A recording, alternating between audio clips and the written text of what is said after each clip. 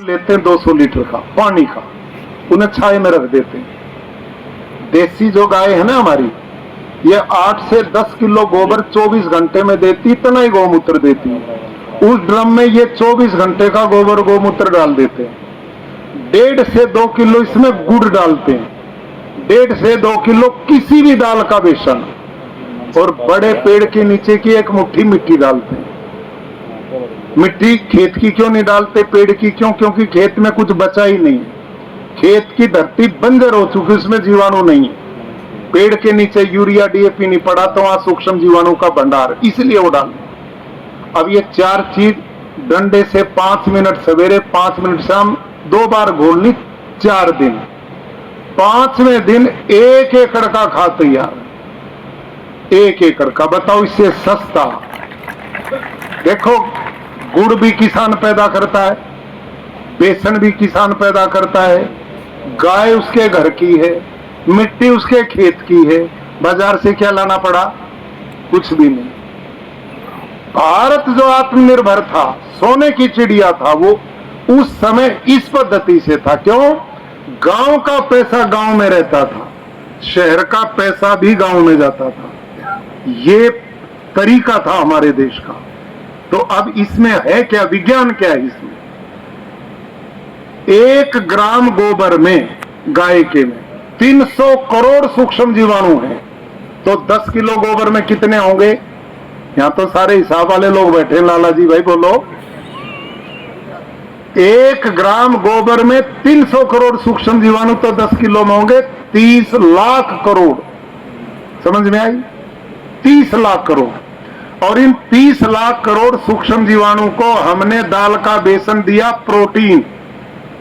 वो प्रोटीन खाकर बलवान बनेंगे, हरियाणा के पहलवान बनेंगे। वो समझ में आई? बलवान बनेंगे, स्वस्थ होंगे।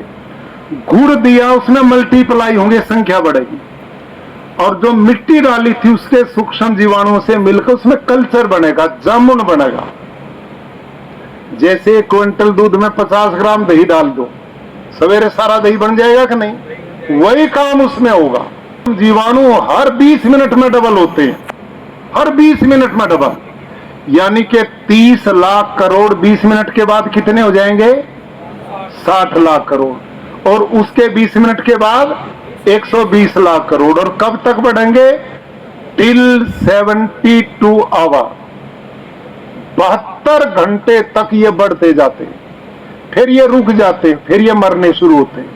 तो हम किसान को कहते हैं 72 घंटे तक इसे ड्रिप से, स्प्रिंकल से या नाके पे छोड़ दो, पानी गेल खेत में चले जाएंगे। ये सूक्ष्म जीवाणु गिन नहीं सकते आप, इनकी कोई गिनती नहीं है। जब ये खेत में जाएंगे तो मिट्टी में भी सूक्ष्म जीवाणु है, तो उनके साथ फिर इनका जामन लगेगा, कल्चर होगा, इनकी फिर संख्या बढ़ेगी।